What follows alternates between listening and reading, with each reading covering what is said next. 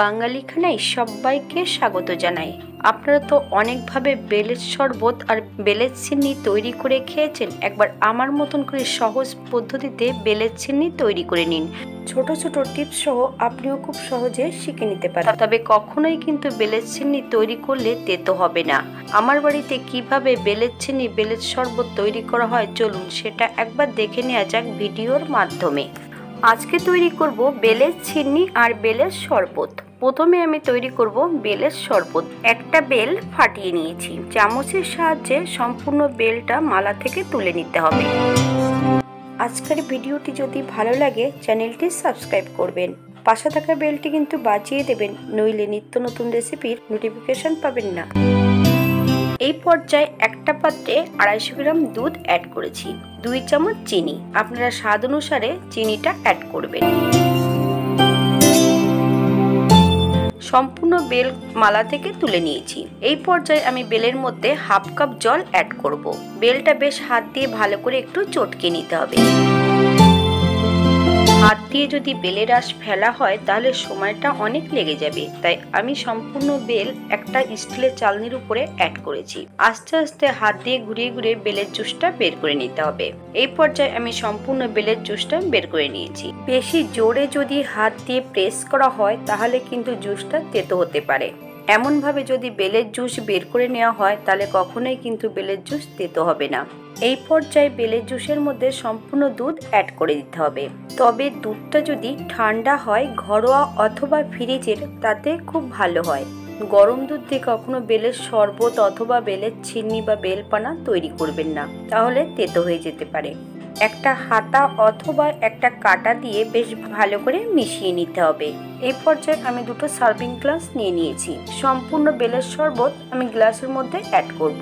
প্রত্যেকে একটু বেল দিয়ে বেশ সুন্দর করে ডেকোরেশন করে দেবো। আপনারা আপনাদের পছন্দ মতন ডেকোরেশনটা করে নেবেন।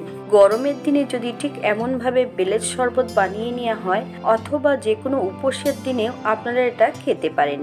যারা দুধ একদমই পছন্দ করেন না তারা জল দিয়েও তৈরি করে নিতে পারেন। এটা দেখতে যেমন ভারী সুন্দর হয়েছে, এটা ঠান্ডা ঠান্ডা খেতে কিন্তু অসম্ভব ভালো। আপনারা বাড়িতে একবার একই পদ্ধতিতে বানিয়ে ফেলুন। আজকের দ্বিতীয় রেসিপি বেলের চিনি। বেলের চিনি তৈরি করার জন্য আমি আরো একটা বেল ফাটিয়ে চারা থেকে তুলে নিয়েছি চামচ দিয়ে। যে পাত্রে আমি বেলটা অ্যাড করেছি সেই পাত্রে সামান্য একটু দুধ অ্যাড করব। বেশ হাত দিয়ে একটু চটকে নিতে হবে। স্টিলের চালনির উপরে সম্পূর্ণটা অ্যাড করব একইভাবে। আস্তে আস্তে হাত দিয়ে প্রেস করে সম্পূর্ণ জুসটা বের করে নিতে হবে বেল থেকে। এই বেলের জুসটা একপাশে সরিয়ে রেখে দেবো। একটা পাত্রে দুটো কলা অ্যাড করেছি, হাফ বাটি আটা। আপনারা আটার পরিবর্তে ময়দাও অ্যাড করতে পারেন। হাফ বাটি খেজুরের গুড়। আপনারা গুড়ের পরিবর্তে চিনি অথবা আখের গুড়টাও এটা বানিয়ে নিতে পারেন। বেশ হাত দিয়ে ভালো করে চটকে একটা মন্ড মতন তৈরি করে নিতে হবে।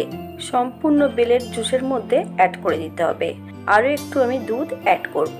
হাতা অথবা কাঁটা দিয়ে বেশ ভালো করে মিশিয়ে নিতে হবে। চিনির ঘনত্বটা আমি একটু মোটা রেখেছি, আপনারা আপনাদের পছন্দ মতন বানিয়ে নেবেন। তবে কিন্তু বেলের জুসের মধ্যে ময়দা কলা দিয়ে চটকাতে যাবেন না, তাহলে কিন্তু তেতো হতে পারে। আলাদা ওটা চটকে নিতে হবে, তারপর বেলের জুসের মধ্যে অ্যাড করতে হবে। আমি এই চিনিটা করেছি সম্পূর্ণ লিকুইড দুধ দিয়ে। আপনারা যদি দুধ পছন্দ না করেন তাহলে এখানে জল দিয়েও চিনিটা তৈরি করে নিতে পারেন। চিনির উপর একটু সাজিয়ে দিয়েছি কাজু বাদাম দিয়ে, আপনারা আপনাদের পছন্দ মতন সাজিয়ে নিতে পারেন। আজকের ভিডিওটি এই পর্যন্ত। সবাই সুস্থ থাকবেন, ভালো থাকবেন। অন্যদের নতুন রেসিপি নিয়ে আপনাদের সামনে আবার আমি হাজির হব। ভিডিওটি ভালো লাগলে একটা লাইক কমেন্ট করে পাশে থাকবেন। ভিডিওটি দেখার জন্য নতুন ও পুরনো সকল বন্ধুদের অসংখ্য ধন্যবাদ।